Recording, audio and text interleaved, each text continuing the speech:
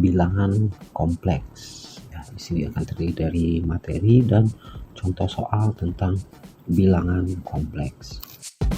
Yang pertama itu akan kita lihat bilangan, ya. Sesuai katanya itu ada bilangan kompleks. Nah, bilangan sendiri sebenarnya banyak jenis bilangan ya yang kita kenal.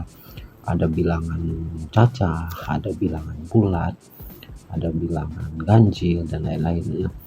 Di sini tinjauannya kita lihat bilangan itu terdiri dari dua ya.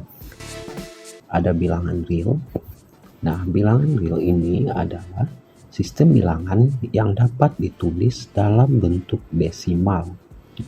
Arti desimal di sini bukan berarti harus memiliki koma. Bentuk desimal itu adalah penulisan bilangan yang kita kenal dalam sehari-hari. Dari 1 sampai seterusnya. Nah, contohnya 2, negatif 300, akar 5. Akar 5 ini kalau kita gunakan kalkulator, nah di sini ada berapa, 2, berapa gitu. Lalu akar 8,7 atau itu itu bilangan Euler ya, 2,718281 ataupun pi 3,14 dan seterusnya. Nah, itu disebut dengan bilangan real. Kemudian jenis kedua, ada yang namanya bilangan tidak real atau bilangan imajiner. Bilangan imajiner ini memiliki sifat I kuadrat sama dengan min 1. Atau kalau kita akarkan kedua ruas yaitu I sama dengan akar negatif 1. Lebih jelas kita lihat contohnya. Nah, di sini contohnya akar negatif 6. Akar negatif 16. Intinya bilangan tidak real ya dalam pengertian sederhana bisa kita sebut akar pangkat 2 dari negatif suatu bilangan. Agar lebih jelas,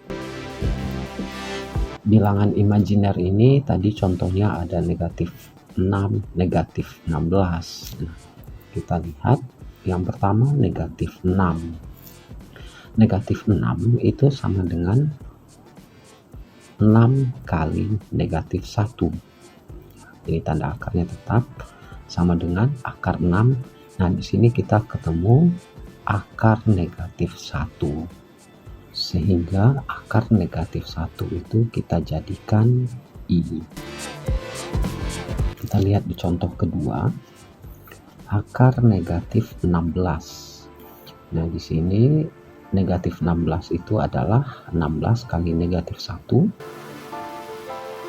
Dipisah tanda akarnya sesuai sifat akar. Akar 16 itu 4. Akar negatif 1 itu jadi I. Nah, itu bilangan imajiner. Selanjutnya kita masuk ke pengertian bilangan kompleks. Pengertian bilangan kompleks ini adalah bilangan yang terdiri atas bagian real dan bagian yang tidak real.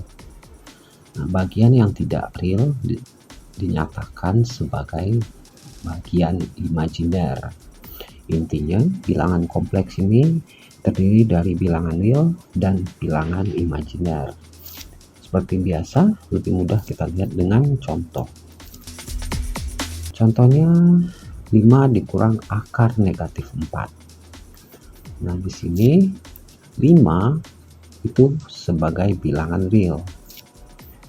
Dan akar negatif 4 bukan bilangan real atau imajiner. Kita lihat di sini contoh yang tadi kita ubah dalam bentuk I. 5 dikurang akar negatif 4 sama seperti yang tadi ya. Jadi 5 dikurang akar dari 4 kali negatif 1. Akarnya kita pisah, berarti akar 4 kali akar negatif 1. Akar 4 adalah 2 dan akar negatif 1 adalah I. Ini kita lihat berikutnya contoh penerapan bentuk kompleks. Untuk penerapan bentuk kompleks, kita kita lihat contohnya dalam persamaan kuadrat. Oke, tentukan solusi dari persamaan kuadrat 2x kuadrat ditambah x ditambah 2 sama dengan 0. Nah, sebagaimana biasanya, kita akan cari d-nya terlebih dahulu, ya, diskriminannya, dan di sini dapat diskriminannya negatif. Nah, di sana kami termasuk sebagai persamaan kuadrat dengan akar imajiner, atau dalam pembelajaran kadang disebut tidak memiliki akar. Nah, kita selesaikan ini. Dari persamaan kuadrat ini, jika persamaan kuadrat kita dalam bentuk ax kuadrat ditambah bx tambah c, maka a-nya sama dengan 2, b-nya 1, dan c-nya 2.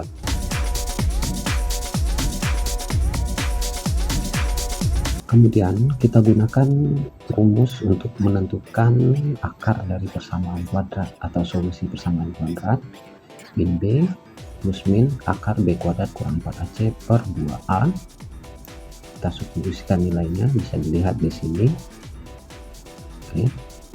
Nah, didapat di sini x1 itu min 1 ditambah akar 15. Sama dengan proses yang tadi, berarti di sini akar 15i. Karena akar negatif 15 itu adalah 15 kali negatif 1, kemudian akarnya dipisah seperti proses yang tadi, ya, dalam bentuk i. Demikian juga untuk x2 nya, jadi negatif 1 dikurang akar 15i per 4. Jadi solusi persamaannya berupa akar imajiner dengan bentuk seperti yang ada di bawah ini. Selanjutnya kita akan lihat bentuk-bentuk bilangan kompleks. Yang pertama berbentuk kartesius. Nah, bentuk kartesius ini bilangan kompleks bisa dinyatakan dalam bentuk z sama dengan x ditambah i y, di mana x dan y bilangan real. Nah, ini disebut sebagai bentuk kartesius. Kalau kita gambarkan nanti di dalam grafik kartesius, maka sumbu x itu adalah realnya atau bilangan real dari z. Sementara y atau sumbu vertikalnya, sumbu y itu adalah bilangan imajinernya. Lebih lengkap, nah kita perhatikan bentuk dalam gambar bidang kartesius berikut ini, ya.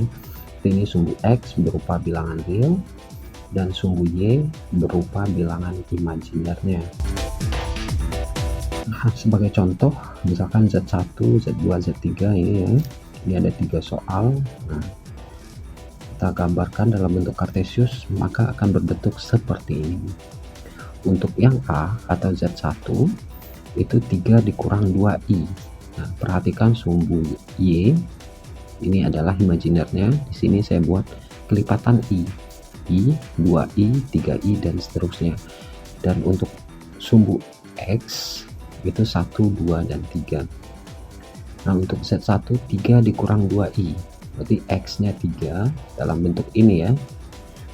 X berarti yang bebas itu 3. Kemudian untuk y-nya negatif 2. Negatif 2i, jadi negatif 2i di bawah, berarti 3 dan negatif 2i. Ini gambarnya kira-kira seperti ini untuk z1.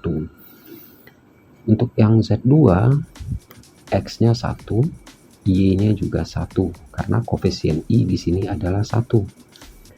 Nah, dapat melihat gambarnya ini, x-nya 1, di x-nya 1, dan di sumbu y-nya i. Di gambarnya ini. Dan untuk z3 i, jadi x-nya 0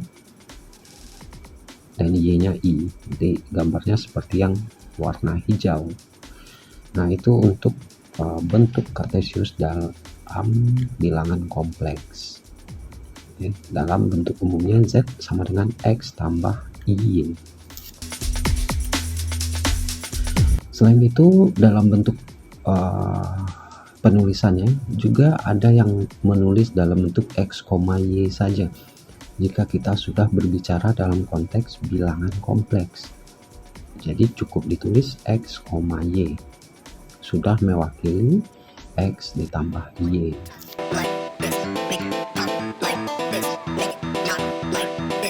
Bentuk kedua adalah berbentuk polar. Kalau kita perhatikan gambar yang tadi, ya, bentuk X tambah Y, berarti kita anggap ini. Di sini ada X dan ini adalah Y-nya. Jadi garis ini kita anggap R. Nah, di sini terbentuk sudut theta. Kita memperoleh di sini segitiga siku-siku. Sehingga untuk cos theta itu adalah X per R. Sehingga X tersebut adalah R kali cos theta. Kita simpan ini dulu. Sementara untuk sin theta, ya, ingat kembali untuk trigonometri dasar, sin itu adalah depan per miring. Tapi sin tetanya Y per R. Dan untuk Y sama dengan R sin theta. Kita simpan. Kemudian kita di sini tadi mengatakan ini adalah segitiga siku-siku. Maka berlaku teorema Pythagoras di mana R kuadrat, sisi miring kuadrat ini, sama dengan jumlah kuadrat dari sisi siku-sikunya, yaitu X dan Y. Jadi R kuadrat sama dengan X kuadrat ditambah Y kuadrat. Atau kita akarkan R itu sama dengan akar dari X kuadrat ditambah Y kuadrat. Kita simpan bentuk ini. Bagaimana bentuk bilangan kompleks berbentuk polar ini? Jika kita memiliki bilangan kompleks Z sama dengan X ditambah Y, maka kalau dinyatakan dalam bentuk polar berbentuk R cos theta ditambah I sin theta, atau bisa dalam penulisan lain R, theta atau R cis theta. Cis ini singkatan dari cos plus I sin theta. Lebih gampang kita sebelumnya ya, untuk R tadi yaitu akar dari X kuadrat tambah Y kuadrat, dan untuk X R cos theta dan Y R sin theta. Di halaman sebelumnya tadi ya, kita sudah menemukan ini. Untuk gampang kita lihat contoh. Z sama dengan akar 3 tambah I. Oke. Berdasarkan bentuk kartesius ini, kita ketahui X-nya akar 3 dan Y-nya 1, karena koefisien I di sini adalah 1. Nah, kita cari R-nya, yaitu akar dari X kuadrat ditambah Y kuadrat, dan diperoleh 2. Sementara untuk sin theta adalah Y per R. 1 per 2, karena Y-nya 1 dan R-nya 2. Kemudian cos theta X per R akar 3 per akar 2. Atau ditulis menjadi setengah akar 3.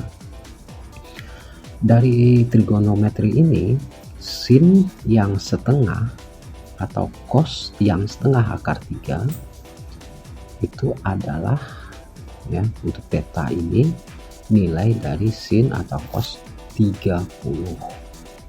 Ya, kita harus ingat trigonometri dasar.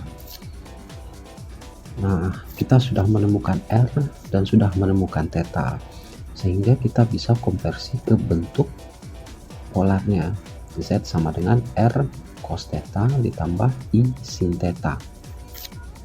Kan ditulis Z sama dengan R kita 2, cos tetanya 30, I sin tetanya 30 lagi. Atau bisa ditulis dalam dua bentuk lain ini menjadi Z sama dengan 2,30 atau Z sama dengan 2 cis 30. Nah, demikian untuk berbentuk polar. Selanjutnya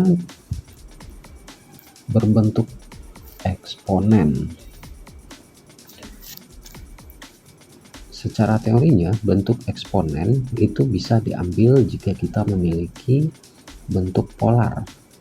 Kalau kita memiliki bentuk polar Z sama dengan R cos theta ditambah I sin theta, bentuk polar yang sebelumnya, maka bentuk eksponennya adalah R E I theta. R itu bilangan, E itu ya dibiarkan saja eksponennya, I ya dibiarkan dalam I, tetanya tergantung dari hitungan nanti. Jadi kalau misalkan kita memiliki bilangan kompleks dalam bentuk kartesius dan ingin dijadikan eksponen, maka harus dijadikan berbentuk polar terlebih dahulu. Nah, agar lebih mudah, kita lihat contohnya berikut ini. Misalkan kita memiliki bentuk kompleks berbentuk polar ya, 2 cos, ini dari yang tadi ya, 2 cos 30 ditambah I sin 30. Oke, artinya di sini R-nya 2, tetanya 30.